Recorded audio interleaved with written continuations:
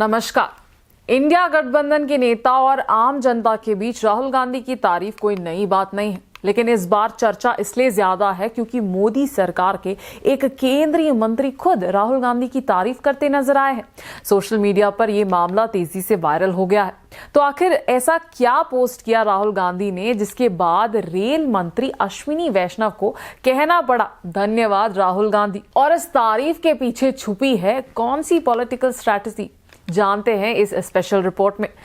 दरअसल राहुल गांधी ने हाल ही में सोशल मीडिया प्लेटफॉर्म एक्स पर एक पोस्ट शेयर किया। इस पोस्ट में उन्होंने कर्नाटका सरकार की तारीफ की थी।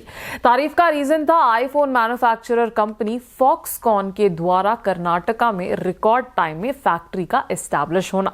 राहुल गांधी ने लिखा कि सिर्फ 9 महीने में लगभग 3000 एम्प्लॉयज की रिक्रूटमेंट भारत में अब तक की सबसे फास्ट फैक्ट्री रैमअप में से एक है।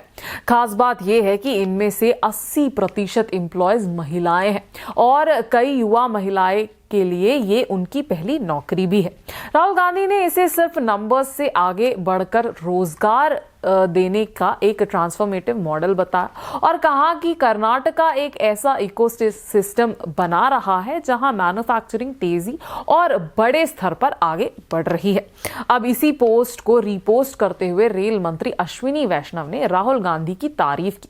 उन्होंने लिखा, धन्यवाद राहुल गांधी, प्रधानमंत्री नरेंद्र मोदी के मेक इन इंडिया कार्यक्रम की सफलता को स्वीकार करने के लिए। साथ ही उन्होंने ये भी कहा कि प्रधानमंत्री मोदी के विजन को लागू करते हुए भारत एक प्रोडक्टिव इकोनॉमी बनाने की दिशा में आगे बढ़ रहा है।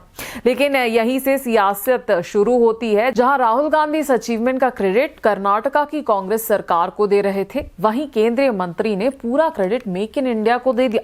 पॉलिटिकल जानकारों का कहना है कि अगर ये पूरी तरह मेक इन इंडिया की सफलता है तो फिर ऐसे बड़े इन्वेस्टमेंट बीजेपी शासित राज्यों में उसी रफ्तार से क्यों नहीं दिख रहे।